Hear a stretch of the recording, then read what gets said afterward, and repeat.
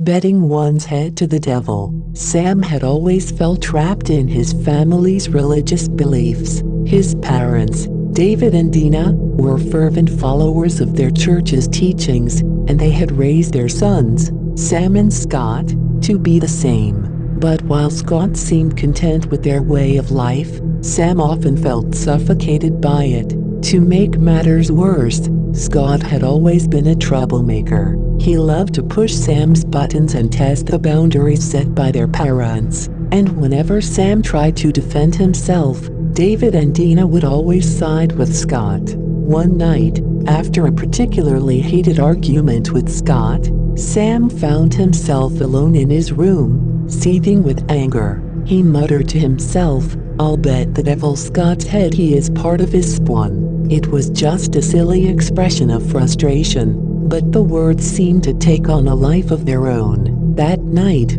strange things began to happen in the house. The air grew thick with a sense of malevolence, and shadows seemed to dance in the corners of Sam's vision. The next morning, David and Dina discovered that Scott had been killed. His body was lying on the living room floor, his head severed from his neck. A pentagram had been etched into his chest, and it was clear that he had been the victim of some sort of ritualistic sacrifice. David and Dina were beside themselves with grief, but they couldn't help but wonder if there was something more sinister at play. They approached Sam in his bedroom, intending to ask him why he had said what he did the night before. But as they entered the room, they were immediately filled with a sense of intense fear. Sam was standing in the center of the room, holding a bloody axe and a bloody knife. His eyes were glowing bright red, and he was smiling just like the devil himself.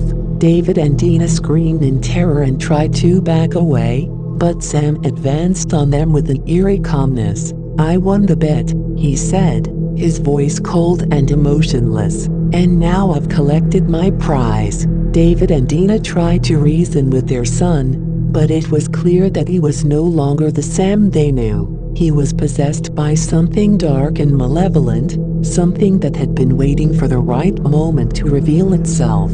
In the end, David and Dina became the next victims of Sam's twisted game, and as the police arrived on the scene, they could feel the presence of something evil lurking in the shadows, waiting for its next victim. It was a stark reminder that some bets should never be made, and some doors should never be open at any time.